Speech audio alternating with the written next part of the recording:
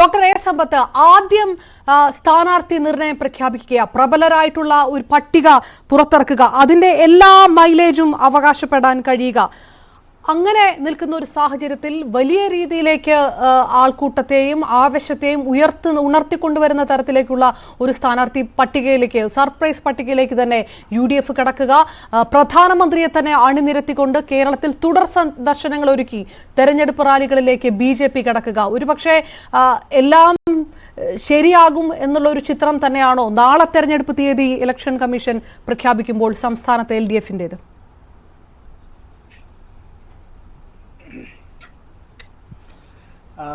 അപർണ, നാളെ നമ്മുടെ കേന്ദ്ര തെരഞ്ഞെടുപ്പ് കമ്മീഷൻ ഈ 18ാം ലോക്സഭയിലേക്കുള്ള തെരഞ്ഞെടുപ്പിൻ്റെ പ്രഖ്യാപനവും ആ തെരഞ്ഞെടുപ്പിൻ്റെ ഷെഡ്യൂൾ സംബന്ധിച്ചുള്ള വിവരങ്ങളും എല്ലാം തന്നെ ഒരു വാർത്താ സമ്മേളനത്തിൽ പറയാൻ ഇടയുണ്ട് എന്ന വിശ്വാസത്തിന്മേലാണ് നമ്മുടെ ഈ ചർച്ചയും നടക്കുന്നത്. നാളെ രാവിലെ മുതൽ തന്നെ വിവിധ ടെലിവിഷൻ മാധ്യമങ്ങളൊക്കെ ഈ ചർച്ചകൾ അവരും ആരംഭിക്കുകയാണ്. നമ്മൾ ഇപ്പോൾ ഈ ഒരു തെരഞ്ഞെടുപ്പിൽ കേരളത്തിലെ ഇടതുപക്ഷ ജനാധിപത്യ മുന്നണി ജനങ്ങൾക്ക് മുമ്പാകെ ജനങ്ങളുടെ അനുഭവങ്ങളിൽ നിന്ന്, അവർ ഉൾക്കൊണ്ടിട്ടുള്ള പാഠങ്ങളിൽ നിന്ന് അവരുടെ സമ്മതിദാനാവകാശം വിനിയോഗിക്കണം എന്ന വിനീതമായ അഭ്യർത്ഥന മാത്രമേ ഞങ്ങൾക്കുള്ളൂ.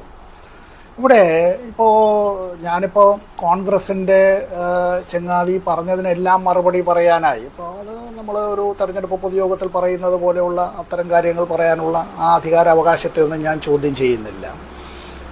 രാവിലെ മുതൽ സഖാവ് പിണറായി വിജയനെതിരായി എന്തെല്ലാം നട്ടാൽ കുരുക്കാത്ത പറയാൻ കഴിയുമോ അത്തരത്തിലുള്ള കാര്യങ്ങൾ, ഇനി കുടുംബാംഗങ്ങളെ, അത് ഇടതുപക്ഷ ജനാധിപത്യ മുന്നണി നേതാക്കളെ ഒക്കെ അത്തരത്തിൽ അങ്ങനെ പറയുക എന്നുള്ളത് അത് അവരുടെ ഒരു പുതുമയാർന്ന കാര്യമൊന്നുമല്ല.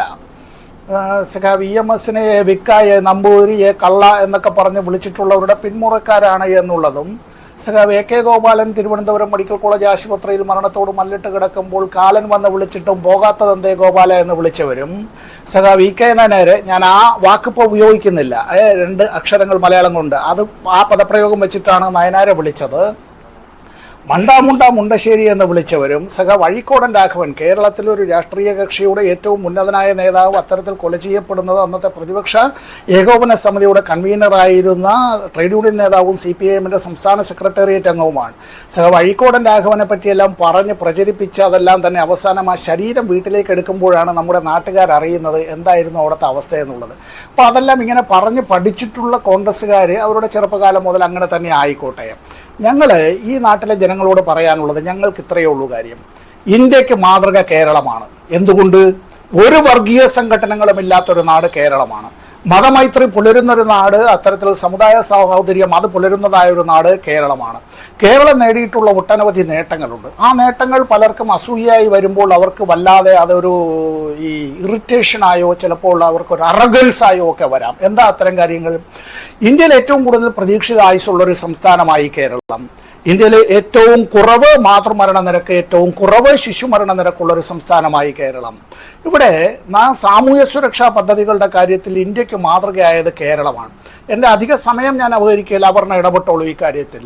1980-ലെ സഖാവ് EK നായനാരുടെ ഗവൺമെൻറ്റിൻ്റെ കാലത്ത് വെറും 45 രൂപ അന്ന് കർഷക തൊഴിലാളികൾക്ക് പെൻഷൻ നൽകിയ കാലത്ത് ഒരു കൂട്ടർ പറഞ്ഞു, it's A loot on the Exchequer, ഇത് ഈ നമ്മുടെ ഈ ഖജനാവ് ചോർത്തിക്കളയുകയാണ് നിങ്ങൾ. വേറൊരു കൂട്ടർ പറഞ്ഞു ഇത് പ്രത്യുൽപാദനപരമല്ല. അതിനെല്ലാം വന്ന് സഖാവ് നയനാർ പറഞ്ഞ മറുപടി ഉണ്ട്, ഞാനതിപ്പോൾ ആവർത്തിക്കുന്നില്ല. അന്ന് കേരളമാണ് അത്തരം കാര്യങ്ങളിൽ മാതൃക കാട്ടിയത്. ഇന്ത്യയിൽ ആദ്യമായി ഭൂപരിഷ്കരണ നടപടികൾക്ക് തുടക്കം കുറിച്ചത് കേരളത്തിലെ സഖാവ് EMSന്റെ ഗവൺമെൻറ് ആയിരുന്നു, മറന്നു പോകരുത്. അതിൻ്റെ ഭാഗമായി ഇന്ന് ഇന്ത്യയിൽ ഏറ്റവും കുറച്ചു ശതമാനം അതിദരിദ്രരുള്ള ഒരു സംസ്ഥാനം, ഏറ്റവും കുറച്ചു ശതമാനം കുടുംബങ്ങൾക്ക് മാത്രം അത്തരത്തിൽ സ്വന്തമായി ഭവനമോ ഭൂമിയില്ലാത്തൊരു സംസ്ഥാനം, ഇപ്പോൾ 2ാം പിണറായി സർക്കാരിൻ്റെ കാലാവധി പൂർത്തിയാക്കുന്നതിന് മുമ്പ് തന്നെ എല്ലാ കുടുംബങ്ങൾക്കും ഭവനം, അടച്ചുറപ്പുള്ള വീട് എന്നുള്ളത് അതൊരു സ്വപ്നമല്ല, സാക്ഷാത്കരിക്കും എന്നത് തന്നെ പലർക്കും വല്ലാതെ. അതുകൊണ്ട് അതെല്ലാം അംഗീകരിക്കാവുന്ന രീതിയിലേക്ക് ഡോക്ടർ എ സമ്പത്ത്, സംസ്ഥാന സർക്കാർ എന്തെല്ലാം സംസ്ഥാന സർക്കാർ എന്തെല്ലാം നടപ്പാക്കി എന്നത് അംഗീകരിക്കാവുന്ന രീതിയിലേക്കും അല്ലെങ്കിൽ അത് കൺവിൻസ് ചെയ്യുന്ന രീതിയിലേക്കും പ്രചാരണങ്ങൾ ഒരു വശത്ത് നടക്കുന്നുണ്ട്. ഇടതുപക്ഷം അത് ഉയർത്തിപ്പിടിക്കുന്നു, അതെല്ലാം അംഗീകരിക്കുന്നു. പക്ഷേ ഞാൻ ചോദിക്കുന്നത്, സ്ഥാനാർത്ഥി നമ്മുടെ എന്തെല്ലാം കാര്യങ്ങൾ വിവാദമാകുമെന്നുള്ളതിൽ ദേശീയ തലത്തിൽ വരെ വളരെ പ്രധാനപ്പെട്ട വിഷയങ്ങളുണ്ട്. അത് കടക്കുന്നതിന് മുൻപായിട്ടൊരു ചോദ്യം. കോൺഗ്രസ് UDFും സ്ഥാനാർത്ഥികളെ പ്രഖ്യാപിച്ചത് അല്പം വൈകിയാണ്. അതുമായി ബന്ധപ്പെട്ടുള്ള വിവാദങ്ങൾ നമുക്കറിയാം. ഒരു പക്ഷേ ആ സ്ഥാനാർത്ഥികൾ എത്തുമ്പോൾ കൂടുതൽ ആവേശവും കൂടുതൽ ജനക്കൂട്ടവും ഒക്കെ കാണുന്ന ചിത്രങ്ങളെല്ലാം കൂടുതൽ പുറത്തേക്ക് വരുന്ന ഒരു സാഹചര്യമുണ്ട്. കോൺഗ്രസിന്റെ സ്ഥാനാർത്ഥികളാണ് കൂടുതൽ മെച്ചമെന്നൊരു തോന്നൽ ഒരു പക്ഷേ പൊതുജനത്തിന് ഉണ്ടായിട്ടുണ്ടോ? ഈ ആവേശവും ഒക്കെ കാണുമ്പോൾ അങ്ങനെയാണോ കരുതേണ്ടത്? ഇടതുപക്ഷം പ്രഖ്യാപിച്ച സ്ഥാനാർത്ഥികളെക്കാളും മെച്ചപ്പെട്ട സ്ഥാനാർത്ഥികളെ, അല്ലെങ്കിൽ ഇടതുപക്ഷം പ്രഖ്യാപിച്ചതുകൊണ്ട് അതിലും മെച്ചമായിട്ടുള്ള സ്ഥാനാർത്ഥികളെ പ്രഖ്യാപിക്കാൻ ഒരു മുഴം നീട്ടിയെറിയാൻ കോൺഗ്രസിന് കഴിഞ്ഞിട്ടുണ്ട് എന്നുള്ളൊരു വിലയിരുത്തലൊക്കെ ചില ഭാഗങ്ങളിൽ നിന്നില്ലേ?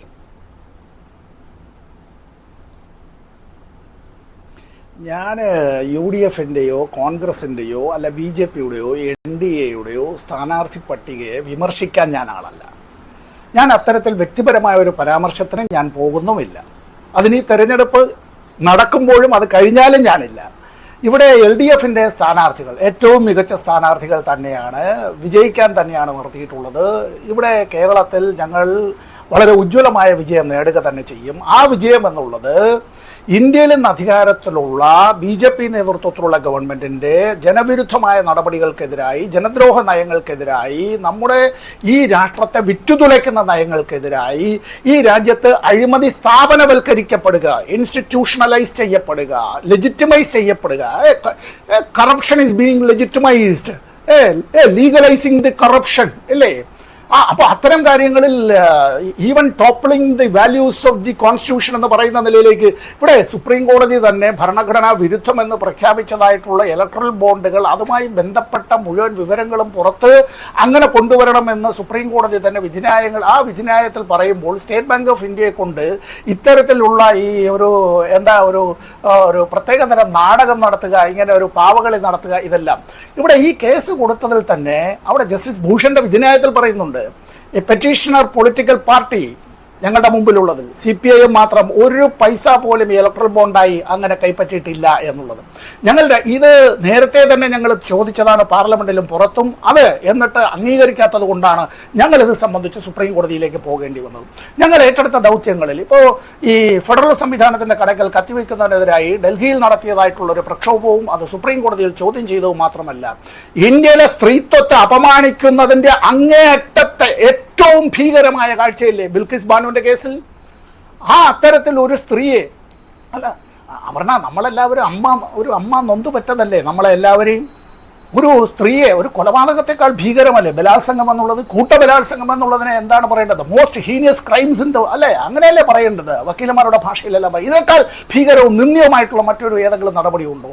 ആ കുറ്റവാളികളെ സർക്കാർ തന്നെ, ഒരു സംസ്ഥാന BJPയുടെ സംസ്ഥാന സർക്കാർ അങ്ങനെ തന്നെ അവർ നിയമങ്ങളെല്ലാം വ്യാഖ്യാനിക്കുന്നതിൽ വളച്ചൊടിക്കൽ നടത്തി, കോടതി ഉത്തരവിന് വിരുദ്ധമായി അവരെ തുറന്നുവിടുക, അവരെല്ലാം ആനയിച്ചു കൊണ്ടുവരിക, അവരെ മാലയിട്ട് സ്വീകരിക്കുക. സുപ്രീം കോടതിയിൽ ഇതുമായി ബന്ധപ്പെട്ടുള്ള നിയമ പോരാട്ടം വർഷങ്ങളോളം നടത്തേണ്ടി വന്നു.